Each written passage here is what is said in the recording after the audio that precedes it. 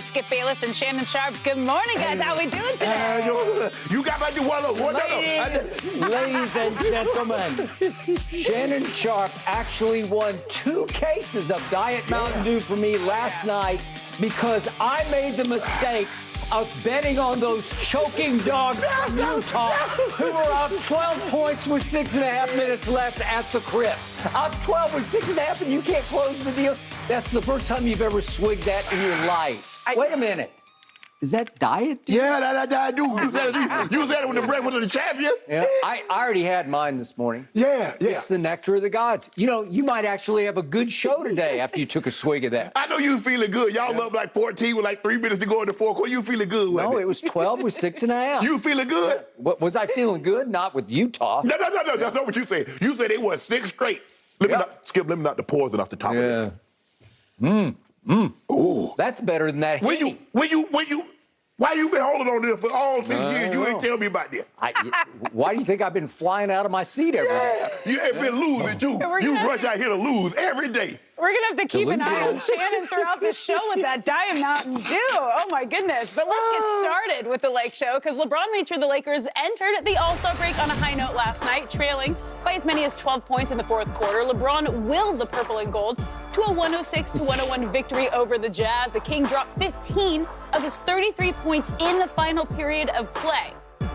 So on a scale of 1 to 10, Shannon, how impressive was LeBron last night? Well, I thought he was a 10 because, Skip, I thought as bad as he was on Saturday night, he was equally as great on Wednesday night. And he did a great job of pacing himself, Skip, because at first I thought, I was like, well, damn, either the knee bothering him or he's really disinterested in this ball game. He had 2 points in the first quarter. Yeah, he was kind of ghosty. Yeah, Skip. So I was like, what the, is the knee really bothered him that bad? I don't know. Or is something else going? Is something else at play here, Skip? But Anthony Davis did get off to a great start. So I said, like, okay, AD is doing his thing. Bron just going to sit back. Okay, fine. 2 points. And then all of a sudden he had 11 points. So he has 13 points at the half. And after the start that he had, I was like, well, dang. Okay.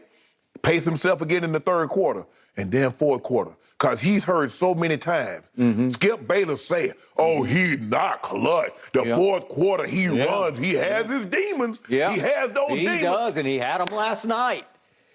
Could I interest you in the fourth quarter? 15 points, 3 rebounds, 2 assists. Could I interest you in that? 33, 8 and 6, 60% shooting. It's hard to acknowledge greatness when you see it all the time. Skip, we don't nearly, once I could start eating steak whenever I want to, it wasn't nearly as impressive when I was just getting ground beef. It wasn't nearly that impressive. When I couldn't go to these fancy restaurants, I was like, man, ooh, look at that. They ain't got no paper towel. They got napkins. They got real, ooh. But now I can go on my own, Skip, whenever I want to. I'm not nearly as impressed. When you've seen what this man has done for 19 years, you're like, oh, well, he does so what? But no, Skip, that's 37 in year 19 on a bum knee. And he just went and gave you 15, 3 and 2. 2 big pull-up threes. Skip Bayless said, oh, he's shooting threes. He's getting better. I said, nah, come here, Rudy. You got me a Stifle Tower. You remember what you told me yesterday? They had won 6 straight. I said they're going to go into the All-Star game winning 6 or 7. The Stifle Tower. Ooh, Rudy Gobert.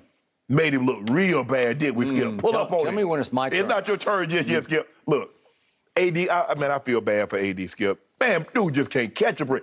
I'm surprised. Either he can't catch a break or he just can't stay healthy, whichever way you want to look. Glass half full or half empty. It might be a combination of both, Skip. But I'm surprised more guys, with all the jumping that goes around skipping the lane, I'm surprised more guys don't come down on their own foot, feet, and ankles and things of that nature. It looked really bad. X-rays said they come back negative. So the best thing about this, Skip, there's really no best side, but I guess if there's a silver lining, the All-Star game. He did not end that, so he's going to get time away. So he's going to miss less time than he would have had the All-Star break wasn't here. But, Skip, I gave him a 10 because I thought LeBron James was great throughout the course of the night, especially after losing Anthony Davis. I'm going to give your man LeBron James an 8 on a scale of 1 to 10 impressive. Because he wasn't great late, as in the final minute of the game. Maybe you didn't watch. 1 minute, Skip. Maybe. Okay, is it not closing time? He could not close, did not close. I'll get to that in a moment.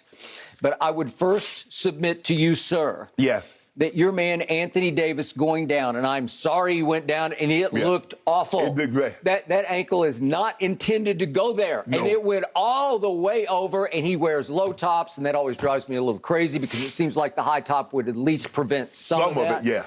But it goes completely to the floor. The bone touches the floor. Yes. Not a good look. No.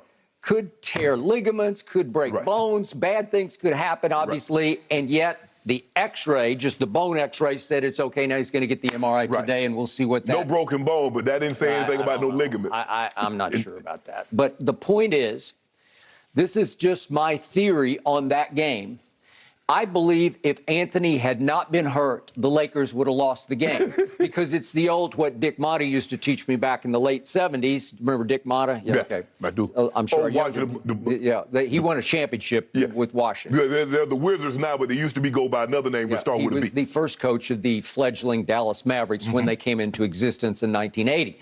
He used to teach me about the wounded tiger theory, especially as it applies to the NBA versus your sport. Right. But in the NBA, when only 5 can play at one time, if one team is really injured and loses a couple starters or loses their star, beware of the underdog, because on any given night, the underdog will rise up as the quote-unquote wounded tiger and play way over their heads. Right. And I believe that happened in the fourth quarter last night, that all of a sudden, led by LeBron, he was obviously the fire starter. He started a fire that got finished by others. But the point was, Utah took its foot off the gas because I believe Utah is saying, are we there yet? Do we have this? Because they don't have AD. They've lost their heart. They've lost their initiative here because they know they don't have a shot, right? Yep. AD had been pretty good so far.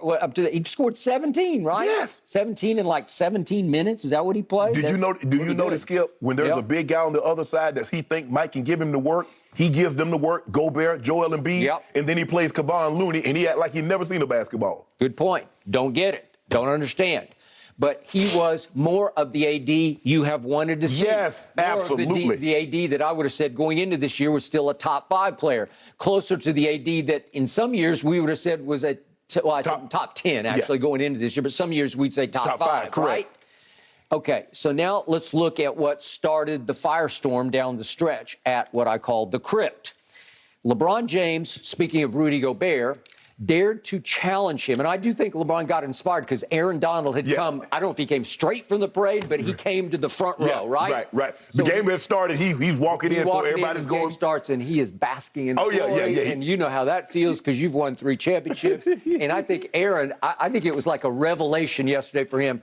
This is pretty good, man. I want some more of this. I'm going to the Lakers game. You got to see a different side of Aaron Donald yesterday at the parade. I think so, with the shirt off. I did. I got to see a whole side of it. Okay, so the point is, it all starts with 3:17 left, and LeBron dares to just go right up into the Stifle Tower. And what do they always say about a shot blocker? Just challenge him. Just get up into him. And LeBron went into him and up over him and scored it and went pretty crazy. This is LeBron going right into Stifle, and he backboards it. He's looking at AD. He's looking at AD on the sideline. He's like, I got it. Look at this mean mugging. Yeah, there you go. There you go. Yeah, can you translate, please? Can we say what he was saying? No, we cannot. Yeah, well, it was close to what he was saying the last time he did that? Okay, all right. The point was that seemed to detonate everybody, including the crowd and the Lakers, because here they came. And one quick thought about Rudy Gobert. He's the reigning Defensive Player of the Year again.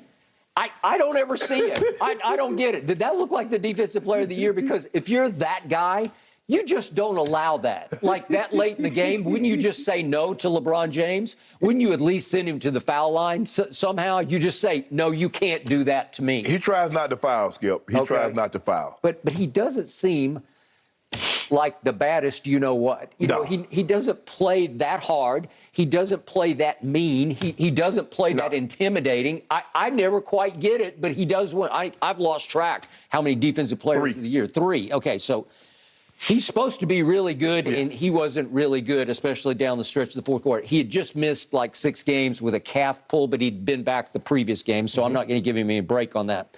Okay, so now we get to your 2 big moments of the night. because LeBron came into that game a 35% three-point shooter, which ranked 87th of 156. So he's pretty much in the bottom third of the league in three-point shooting. But with 2:57 left and 1:24 left, he comes up big. Ooh. I'm going to give you this. These are two big-time three-point Bogey. shots. This for you, Bogey. Yep. Here's LeBron, and this is to tie the game on bogey.